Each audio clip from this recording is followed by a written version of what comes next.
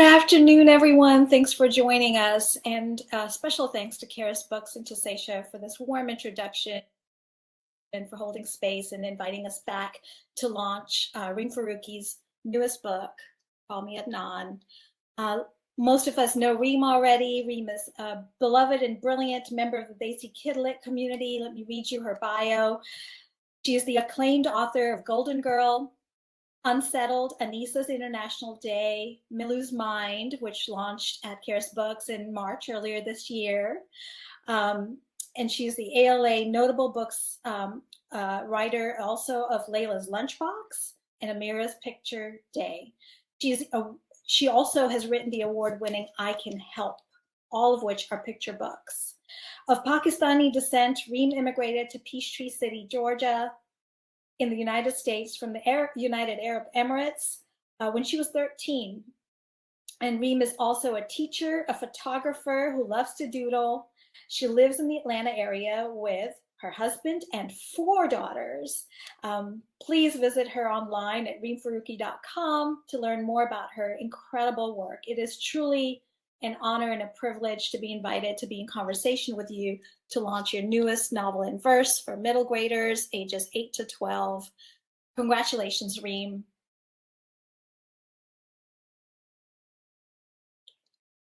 I can't hear you. Whoops, I forgot to unmute. I was saying thank you so much, and I love your book, Unbelonging. Thank you so much.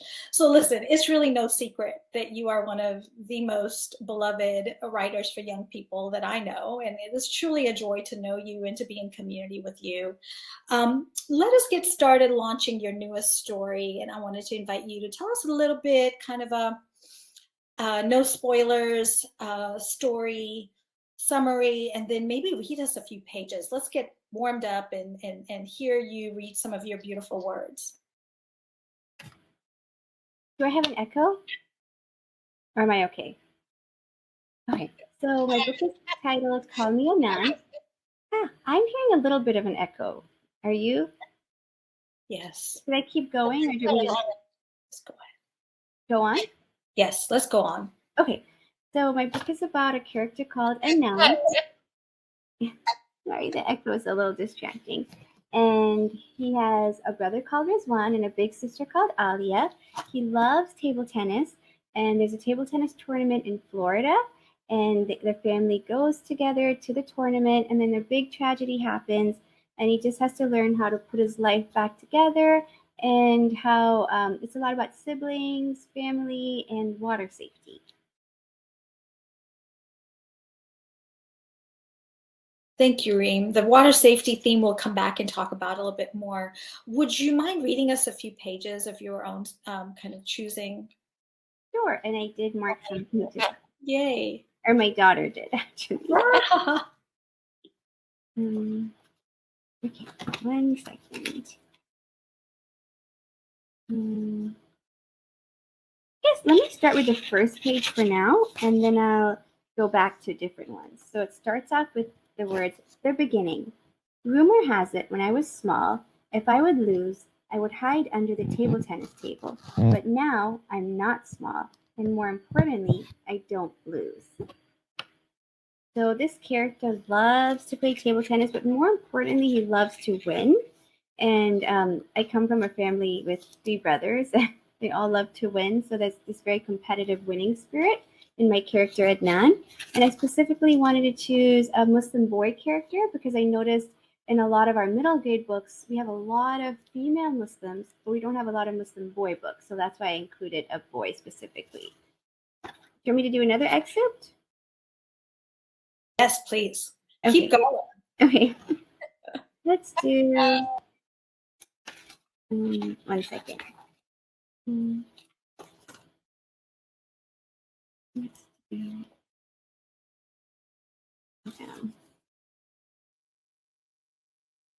Okay, I'm going to read about his little brother. So Adnan and his little brother Rizwan have a very close relationship. Rizwan, round cheeks, round belly. His elbows have little dimples you can poke. His sticky hands have no knuckles, just little dots. His hair curls into C's, and when you pull one gently, into a letter L, it'll bounce right back into the letter C. His hair is dark brown, but in the sunlight it turns gold. If you think his smile is big, you have to see his eyes, which get lots of compliments. The cashier at the grocery store says she wishes she had his long eyelashes, but I don't notice his eyelashes, just his eyes, blinking happy circles that invite you closer. You know, Reem, I have so much admiration for your craft, for writing in verse. And those of us who've attempted to write in verse know that it takes a real deft touch. And I really admire the way that each of your novels in verse brings a very unique story to light and helps us learn about these characters. And usually you write very unique stories, let me just say. And this one, not just that you included a boy's perspective, that you have themes of sibling love, you have woven into here your love of aviation and table tennis. There are just a lot of really deft touches. And I was just wondering if you could tell us a little bit more about some of your inspirations for this story, some of the behind the scenes, maybe real life events that might have inspired you to write this particular story. Sure, thanks. Good question. So, a lot of the things that I write about sometimes happen in real life or are based on experiences of mine. So, for example, aviation, my father and my brothers all work in the aviation field. So, I always wanted to include a little bit more of that in the book. And table tennis, we grew up playing it. And some people might think table tennis isn't like a real sport, but it is. And people can get really competitive playing it. Like I know from my brothers and my uncle Jim firsthand that table tennis is huge. And they get like so sweaty after they play it. So it really takes a lot out of them. So it is a real sport. And I just wanted to highlight that better. I love including a sport in each of my books. Like with Unsettled, I had swimming. With Golden Girl, I had tennis. And with this one, I specifically chose table tennis because my character is on the smaller side. And he talks about how even though you play table tennis, it doesn't matter what size you are. You can be any size and still play. Rather than, say, basketball, we usually see taller people. So those were the themes I included in there. So one of the things that I really enjoy doing is reading author's notes, and you've provided us with a beautiful glossary here. You've even have a recipe in here because there are characters who are friends to Adnan who love to cook and show up to sort of companion him and his family throughout the story. And I really love those characters. Another character I really loved was the Imam who knits and crochets. And I just love how you seamlessly weave in themes like Jummah prayer and the prayer for the departed, and you know all of these themes that are just seamlessly woven in. I would love to hear a little bit more about that, about those choices that you make when you write your stories. Okay, so it's a little echoey. So with the prayers, I specifically just put in stuff that happens to us. So I'm not overthinking when I write it. Like my family on Fridays, the men in my family, they go to the mosque or the masjid on Fridays for the Jummah prayer. So that just happened. So I just put it in there. I didn't really think too much about it. And then when someone passes away, it's really sad, but there's a special prayer called a janazah. So those things are just things that happen in my life. Hopefully not the janazahs, but these things happen. And so I just sort of wove them in like it's real life. And Imam Telha, my brother's name is Telha, but he does not knit or crochet, but he probably should learn. And so a lot of the people that I see, like someone left this really nice review and they said, oh, the characters feel so real. And in my head, they are real. Like I'll look at certain characteristics of people and it's really fun to just weave them in. Like my brother's kind of goofy, and I made Imam Telha specifically a bit goofy. And I really wanted characters that had unusual characteristics. So I put a boy, Sufyan, in who loves cooking. And then Imam Telha, I thought, why not have him knit and crochet? I know there's an Olympic diver who used to knit and crochet on the sidelines, and I thought that was really cool. And I do love to crochet. So I just sort of put, I guess, non-stereotypical characters in there.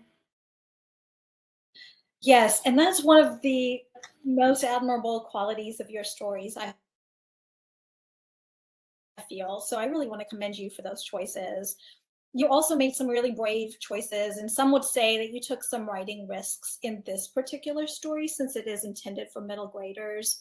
And I would love to hear some more from you about maybe the potential risks that you took as a writer, the things that you, when you were writing them, you were like, wow, I've got to handle this really delicately. I would love to hear more about that from the perspective of how you wrote and maybe even edited it. Sure. So really quick, I did want to add one thing about the before question. Okay. So I read or heard somewhere that when you're more specific, you're more authentic. So a lot of times when I write, I'll try to really zoom into those details because the more specific you are, the more you can almost relate to a character better. So that's why as you look, I'll have a lot of little details in there. And I also love photography, and photography is all about little details. So I'll try to zoom into those. Regarding middle grade, so this was a really hard book to write, and I wrote half of it, and then I just stopped because it was just very heavy. And I took some months off, and I thought, I don't know if this is the story that I want. And I noticed, so this story, it does have grief in it. There is sibling loss, and it's hard because as children, we want happy books, and we want books that are light. So I actually reached out to some author friends before I wrote the book, and I said, I want to write this story, and it has sibling loss in there where there's like a swimming pool and someone drowns. And I said, but I don't know. And I did have a couple of friends say, oh, that does sound really heavy. What surprised me was quite a few authors said, oh, actually, I know about this. Like I know like a family member of mine passed away like this, or my neighbor passed away like this. And that surprised me that drowning was so common. And drowning is like one of the leading, I think it's the leading way of death for kids from little children, which was really sad. And it happens a lot in summer. And I know it's summer right now, so water safety should be a top priority for us. So when I heard that it happened to so many people and that it was the leading factor, I thought, okay, I still really want, and I almost like need to tell the story. So I just picked it up and I wrote the whole second half, and it just sort of came out. So it was really relieved to have it done. Not done with edits, but done with the big bulk of the writing part.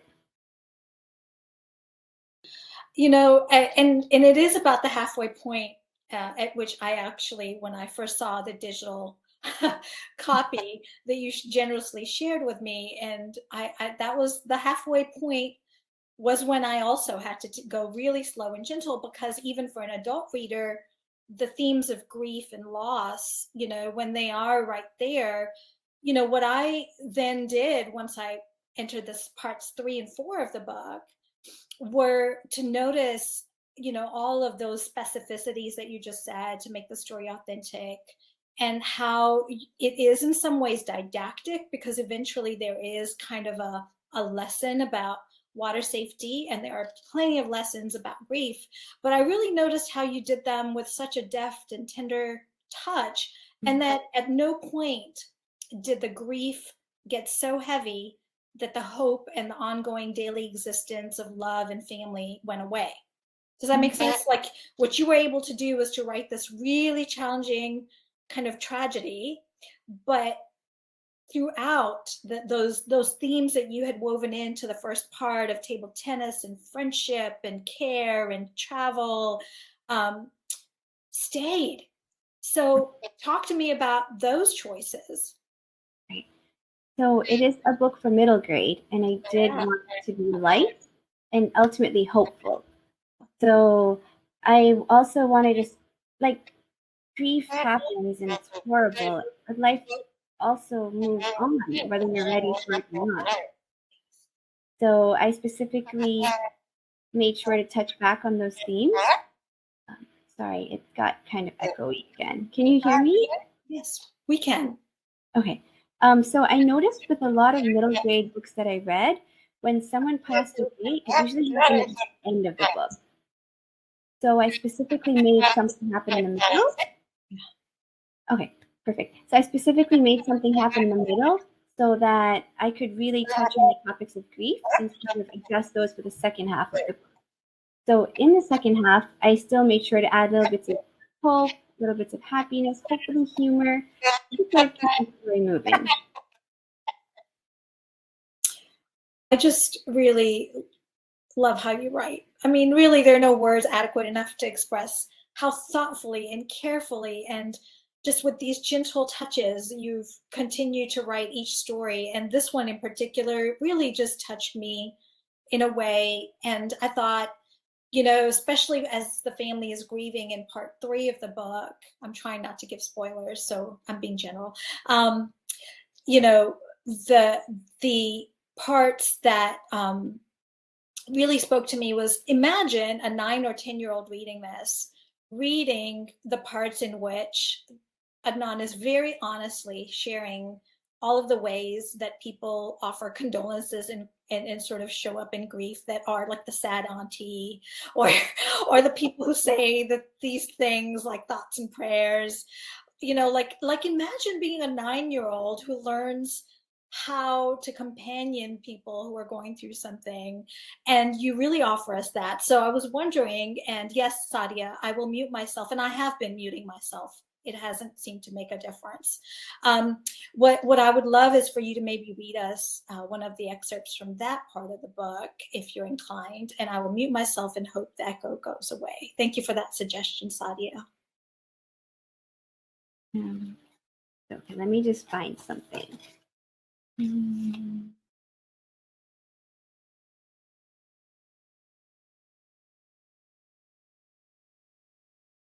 Okay, I'll read. I guess I can read the sad auntie part. My children like that part too, because I feel like there's always an auntie, not always, but sometimes there's an auntie in the community who has well intentions, but just stuff comes out wrong. Okay. Grief. Grief is a language I wish I never had to learn. Worst condolence gift ever. A sad auntie gives us a sad plant with leaves that droop. Sad auntie talks and talks, pats Amma on the tummy. Don't worry, at least you have another on the way. Amma's face wilts, and all I want is for sad auntie to leave now. I grab the vacuum, plug it in, start vacuuming angry triangle lines into the carpet. Aaliyah knows what I'm doing, swallows a smile, grabs a bottle of cleaning spray, sprays, wipes, sprays. With all the noise, sad auntie stops talking, shuffles herself slowly to the door. When sad auntie leaves, I take the sad plant and stuff it in the trash. You know what's really sad? Sad auntie didn't even know Riz.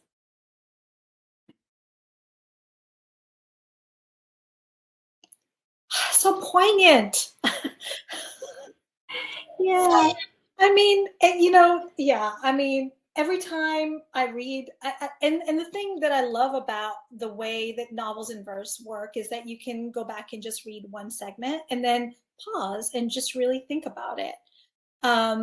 So, if there are any people, who are attending today who might have had some hesitations about, reading this with their children, I really want to offer the perspective as an educator and a book auntie, hopefully not a sad auntie,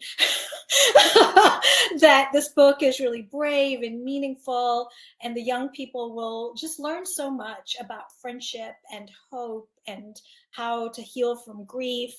I really loved how the friends, Safyan and his sister, I forget, how they show up. Just even the tenderness of little things like the neighbors who bring milk and bread, or the specificity of, bringing a Kroger bag with a detergent. I mean, really, Reem, please tell us how you are so inspired with these details. I would love to hear more. Please tell us about your writing process and the things that inspire you to weave these details into these novels. So my father loves laundry detergent.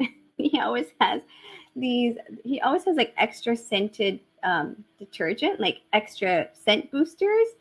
So I thought and my children, not all of them, but my youngest at the time loved watching me pour the detergent in. And I thought, it'd be really cool to have an activity where Adnan and Rizwan had this activity where they bonded on. And then when Rizwan isn't there anymore, I wrote laundry doesn't feel special anymore because it's something so specific. But if you don't have your little companion, it probably feels empty, and draining. So I thought, what if the neighbor comes over and he hears him talk about how laundry isn't special? He just sort of helps him do the laundry that day. And I thought it'd be cool to have those extra scented detergent. And I just love how Sufyan has no hesitations. He just sort of walks in, throws his shoes by the door, and says, "Hey, I came to help you do laundry." I just thought there'd be a sweet moment where they could bond. And I don't know if I put the scent in there. Was it mango ginger scented beads? I don't know if I added it, but in my mind, the scent was mango ginger scented laundry. I think that's the one my father has. It's like a scent boosters. Let me see if I can read it, if I find it. Give me 1 minute.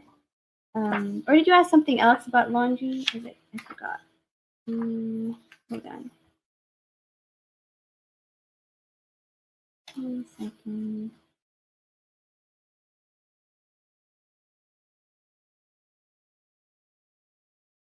It might take me a minute to find it. So I can answer another thing unless you find it before I do.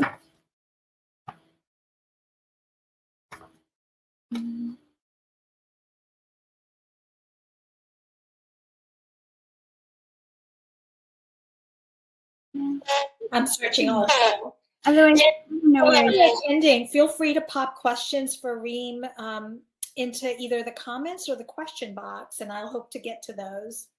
Yeah. Otherwise, I can skip it till I find it, or I can read a different part about their road trip home. Yes, please read us a different part. Okay, thanks. Road trip home. I put Riz's special shell in my pocket, a piece of Riz for the road trip home. At the Dunkin' drive-thru, "Can I take your order?" Amma's voice is automatic. 1 plain glaze for me, 1 chocolate frosted for Aaliyah, 1 strawberry icing with sprinkles for Riz. She doesn't realize until she turns around that we don't need the car seat anymore. We don't need the donut. Who knew a crumply Dunkin' bag with the strawberry icing with sprinkles donut could be so sad? Yeah. And then I wrote, sadness, an empty car seat with no crumbs. So it's just hard because so many times we see the crumbs and we get annoyed, right? But when something like this happens, you would want so badly for those crumbs in that car seat. So that was hard. It really was. And I'm paging through looking for it, but I'm also wanting to share with folks who haven't seen it the beautiful ways in which there's spaciousness on the pages and how the verses are laid out. And in certain verses, the letters and the words do these gymnastics, I call them, like this one, Oh, I know that one. Like, this is so beautiful. So, you've chosen to write each of your books in verse, and I'm wondering a little bit, for those who are here with us, to hear more about why you write in verse and why these stories in particular lend themselves to writing novels in verse. So I love writing in verse. I just think it just comes so much more natural to me than prose, I guess. I just find that I love the white space. I love playing around with the words. I love getting to add that extra emotional punch. And I think verse is good for those heavier topics. It sort of gives the reader time to pause, time to reflect, and you can sort of go back and read different parts, like how you had said earlier. When you sort of get to the sad part, you can sort of step away and take a break and come back. There's not so many words on the page that will overwhelm you. And hopefully it works out better for reluctant readers, even though it's a little misleading. The book looks bigger, but the word count is significantly lower than it would be, maybe like a third lower than a regular book for middle grade would be. Oh, also I found the laundry section. So I can read I can read the both of them. Okay. That way you see the before and after. So this is before. Laundry. Every time I do the laundry, I miss Riz. Before, I'd pour a cup of blue detergent and scent-boosting beads, hand it to Riz to pour in. Now I pour the detergent in, just me. Amma bought new detergent and it's unscented because of her allergies. And Abu hasn't bought fragrance booster beads in a while. Laundry feels like nothing. So this is after. Sufyan's gift. A ring of the bell, a pound on the door. Sufyan on the porch holding something out to me that's not a basketball or a plate of eggs. Sufyan doesn't give me gifts, but he hands me a Kroger plastic bag. In it sloshes a brand new blue bottle of all detergent. It's scented fresh rain, but smells much better, so you can get a break from that unscented stuff. Sufyan swirls it, unscrews the cap, sticks it under my nose to smell. I came to help you do laundry. Sufyan doesn't wait for my answer, takes off his shoes, clomps inside, tosses his shoes by the door, walks with me to the washing machine. I dump in my clothes, drizzle in the detergent, pause, inhale the scent in, exhale out. Sufyan says, "Did I ever tell you the time I broke the washing machine?" Even when I nod, Sufyan chatters the whole time. Tells me the story again, distracts me, which is what I need. Laundry feels like something again. That really was so beautiful. I really enjoyed that section. I'm so glad you found it so we could read it together. The friendship themes in this book are really heartwarming. So let's talk. I'm going to look at the question that was popped in here. And please, either in the comments or in the question section, Khushbu has a question. Is the book written in parts, and would love to know more about your process? Do you plot in detail before starting to write, or what does that first draft look like? That's a good question. So for Unsettled, I just sort of wrote bits and pieces, but I noticed when I have an outline, the writing process goes so much smoother. So I did outline this. I don't think I labeled the parts till the very end. At the very end, I'll sort of sit down and look at the story. I knew I had I think it was 5 parts. I'll look at the end and I'll look for a theme. So we knew that Adnan loves aviation, and if you look, there's a plane on the cover. So I noticed, I think I had, was it 5 parts? The stages of flight. And I always thought that was fascinating because you need all the stages of flight in order for a plane to take off. So we did thrust, lift, drag, weight. I don't know if it's 4 stages or 5. I'm blanking right now. But I made sure to divide those stories into those parts. And if you look, it sort of goes with the theme, like weight. When a tragedy happens, there's this weight on you. And then at the end, there's lift because things are getting better. So that's how I divided it up. But I did make an outline for this book, and I think it really helped. Because when you're stuck, it's sort of like you have a map and you can look back at it. However, that doesn't mean everything will be perfect. Like I wrote half of the book and I just got too discouraged and gave it up for a few months. Even though I knew the path I had to take, it still helped to sort of get a break. And when I did go back, I sort of looked at that outline again and I knew where I needed to go. So hopefully that helps.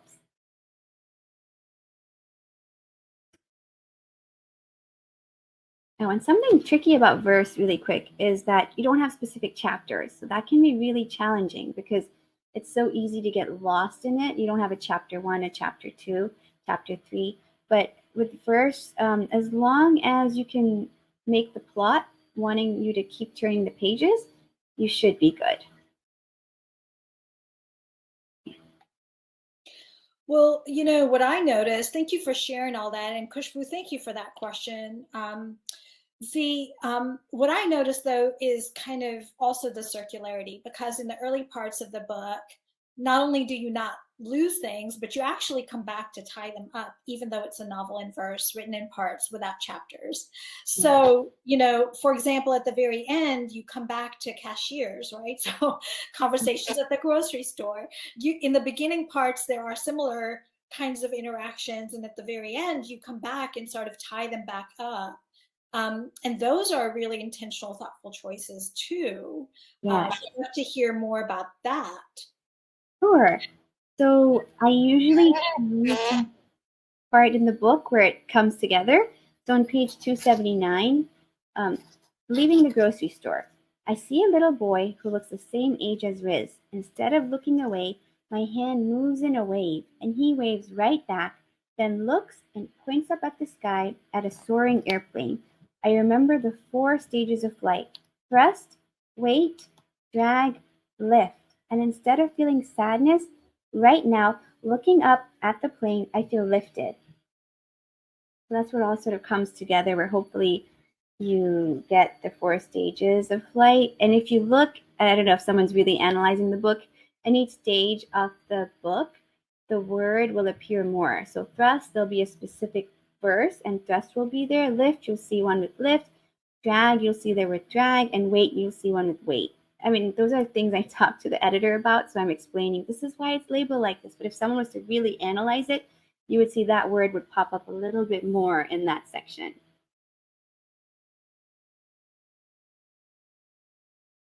Like I said before to you, it's impeccable craft. And you are really to be commended for how beautifully you write. Each of your stories is a marvel. This one is especially tender, brave, and hopeful, even though we're really addressing themes of grief and loss.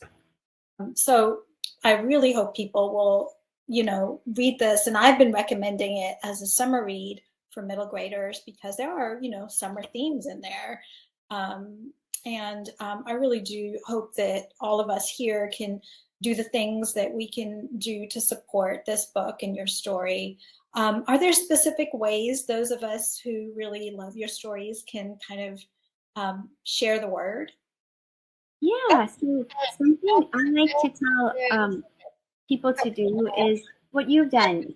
Even if you have a picture of the book when the book comes in the mail, or if you spot the book at the library, Yeah. or just writing a review, buying from an independent bookstore like Charis Books. Let's think. I don't know. Giving a class set to a school, or not even a class set if you don't have that, just even a book for the library, or even going to the library and recommending it to the librarian, even putting it on hold at the library. That's what I like to do, just to sort of even just see the book in its fancy cover and just talking about the book, gifting the book, loving the book, even reaching out to the author and telling them, hey, I liked your book, because sometimes as authors we get opposite messages. So it's really nice to see the positive messages. Those are things I would do for authors. You're so generous in doing that for other authors, and I really do hope that you feel loved and supported during this book launch week for your newest novel. Please, folks who are attending, if you have questions or encouragement or praise to offer Reem, offer them in comments.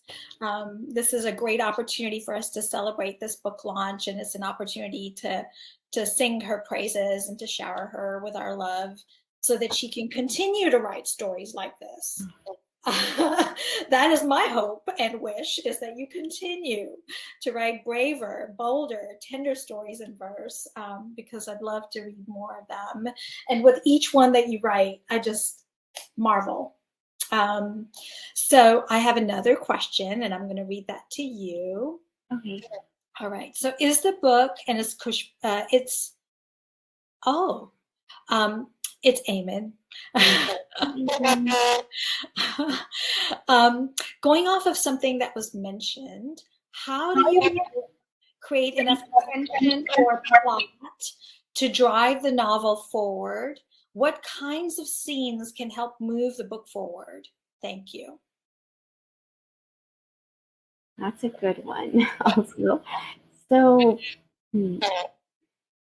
with verse, it does get a little tricky. What I try to do is at the end of each verse is that emotional punch will usually have tension there. So let me give you an example. Hold on. Okay,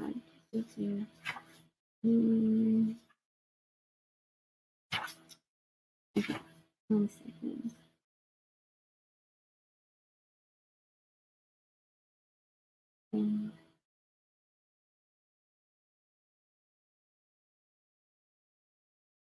This is a really small one, but hopefully there's tension in it. Another ignored text. Carter's 13th birthday bash, pool party. And then it says, I'm not ready. So, in this book, there's like a drowning tragedy. So it's just such a small verse, but it does include some tension that it just says, I'm not ready. This character isn't ready to go in the water just yet. He's not comfortable. So at the end of each verse, I'll try to include something that makes you want to keep reading. So when you read that, you'll say, oh no, Adnan isn't emotionally happy and emotionally stable, which he isn't. Then hopefully you would have that motivation to keep turning the pages. I'll also usually have something happen in the beginning of the book. So in this case, I had like a lot of table tennis scenes where he really wanted to win in this tournament. And once he qualified, he made it to this ultimate championship. And then he almost wins there. And then there's a tragedy, but hopefully those things will keep you reading the book. So just including little things to look forward to. I think as the reader and as the author, I'll try to include things that happen in the future. So we're looking forward to the tournament. We're looking forward to seeing if he qualifies. And then when the tragedy happens, we're hopefully looking forward to seeing, will he get better? And how does he get better?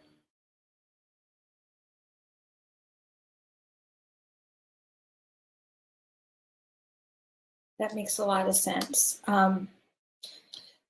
Would you like to read us the part about water safety that's at the very end?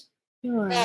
Because that to me is kind of where educators, my teacher hat on, I think a lot about how educators might latch onto certain segments of this book, should they choose to read this in the class. And that's kind of what light bulb went on in my head when you said, gift a classroom set, and I envisioned that happening.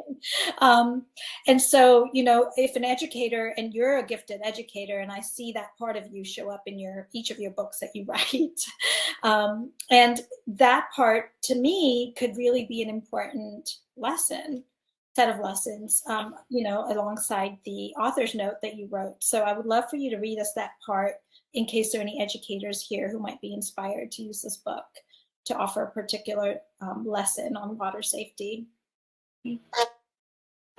So it's like 3 pages, so I'll just read it. The ABCs of water safety. A, adult supervision. Have a designated water watcher. B, barrier. Have a proper fence right by the pool without big gaps. The Florida pool had a fence around the yard, but it had gaps, a gap wide enough for a brother to slip right through. Classes. Teach your baby to survive in water. When Amma gets better and can mention Riz's name without crying, she works with Dr. Oliver to promote water safety. Aaliyah and I help Amma assemble a list of infant swimming survival classes, pictures of pool safety alarms and fences, tips for families. Aaliyah lines up the flyers, passes it to me to press the stapler down. I remember when I had a school project, needed to staple things. Riz would press his hand on mine whenever I'd press the stapler down, laugh at the click, click, clunk sound. Even though I miss his fingers on mine, his hand on top of mine, a mixture of sticky and soft, I press the stapler down, keep on stapling. It's the day before her presentation to her parent playgroup, and Amma's eyes glaze over at the kitchen table. Abu's hand circles Amma's back. You don't have to do this. It's just that, how can I talk about water safety when I couldn't even take care of my own child? Abu hugs Amma, rests his chin on her bun. The light of the lamp peeks through. Amma looks up at him. I know, but I have to. I don't want anyone else to go through this, ever again. Amma looks at Aaliyah and me. Her eyes blink into a question or nods in answer.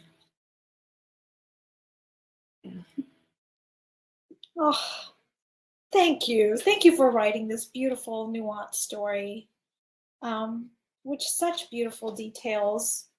Do you have another book that you're working on that you might be able to generally share about? Yeah, I'm writing picture book stories, but those I'm sort of waiting for. I was playing around with the idea of a partition novel, but it's hard to get everything done, if that makes sense. You're sort of, once you write it, you're good, but editing it is hard. Yes. Say more about that. Say more about editing it. Okay, so like you can write the whole story and hope that you're done. A lot of times you're not done. And I think the hardest part for me is to go back and to remember the characters and to redo this story edits. Because a lot of times you've forgotten the characters and you have to sort of reacquaint yourself with them. Yes. I think that's hard. It's almost like the fun part for me is writing, but the non-glamorous part is editing. And I know there are people who are the opposite who love, I don't know, do you love to edit more than write? I know you have this. Did you have a lot of edits for this one, or how did it work? Yeah, a lot. That when I first wrote it to when what the version you see took almost 4 years because it was a lot of editing. Beautiful. So if you guys haven't seen this one, Unbelonged by Gayatri. Thank you so much. All right, we have one more question, and then maybe be thinking about what else you'd like us to. The question was a sad face. Yes, agreed. There are a lot of sad but also hopeful moments in the book, and I know many of us are already at capacity when it comes to reading books that are potentially tender. So I just want to reassure you that this book has been a real gift to me, especially this week, because June is usually very difficult for me, when it comes to grief triggers. So reading your book in June this year just has been a salve and a balm, and I've really appreciated all of the wisdom and light that you have woven into the story, and all of the editing hard work that you did. That's evident because I can imagine what the original pieces look like, and to see them in this tender form. I just want to reassure any readers who are hesitant to read something potentially sad that this book is actually very hopeful, and it feels like an embrace, and it feels real. It feels just real. There's just so many lines that I could just wish that there were humans in our lives that could actually read. I almost want to screenshot little bits of those and be like, next time you say thoughts and prayers, maybe next time the sad aunties come with rambles about things that are actually hard to deal with. So thank you for all of the editing and hard work of crafting these stories. And I hope you'll return to the one that you're currently working on so we can see it in complete form soon, inshallah. Yes, inshallah. Well, does this feel like a good point in which to invite you to offer thank yous? Yeah, sure. Are there people you'd like to thank and acknowledge and name? Yeah, everyone who's here. I also want to mention something has a book coming out, I think next week. So look out for this one too. Okay. I know I see Eamon and Kush Bruce. Everyone who's on the call who I can't see. But I probably will forget people. But if you flip over to the acknowledgements, I want to thank you and educators, the independent bookstore Charis Books, people who just support my work, all my author friends, my critique partners, my family. A lot of the story is like the characters feel real because a lot of the things my family does, like my father with the laundry detergent, all those things. Also, my cousin Amina is a pediatrician, and she was the one who I had visited her one summer. And my kids one of them didn't know how to swim, and she wore a puddle jumper, which is like this big float that sort of boosts you up. But the problem with those floats is that it makes you vertical, and vertical is the drowning position. And I noticed, so she has a pool, and her kids did not use floats at all. And she was very vigilant on not using them because she wanted to teach them.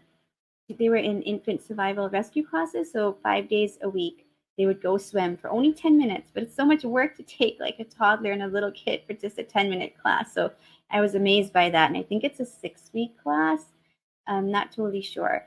But they know how to swim now. But she specifically told them lines like, one of her daughters was very adventurous, and she would go further it wouldn't work out for her. So my cousin would literally scoop her up and say, the water is not your friend. Because a lot of times when we go swimming with kids, we make it so much fun in games. But if a child has only ever worn a float, when they do, God forbid, venture close to the water without one, it's going to be a wake-up call because they're not going to know how to swim. So a lot of things go to her and my other cousin Asna for swimming and teaching me that. Just anyone who's gone through this situation or lost babies this way, yeah, it's hard. So I guess just everyone, like my family, my daughters, my husband, my brothers, my cousins, you guys, my editor, my agent, so Allison and Eva and Rena, and basically everyone who helped me write this book, and the Harper team who came together and copy edits. The cover, a lot of people noticed the cover, and that's by, his name is Hazem Asif, and he just, what was really amazing was a lot of times with covers I go back and forth, but he just really nailed it. Like, I think he came up with this on the first try, and I just thought, oh, this is the one. It was without color, but it was just perfect. And also my aunt, Sana Dosal, and my mom, Omar Faruqi, who read my books, my first adult family readers. That was a lot. But if I forgot anyone, which I'm sure I did, it's in the acknowledgements. That's so beautiful. Thank you for all of the acknowledgments and the work that you put into this book. And I also want to thank, everyone who came today. I know it's a Saturday, it's a summer Saturday, and making time to really share virtual space together means so much. So every one of you who took some moments to share in the loveliness of this book today, thank you for being here.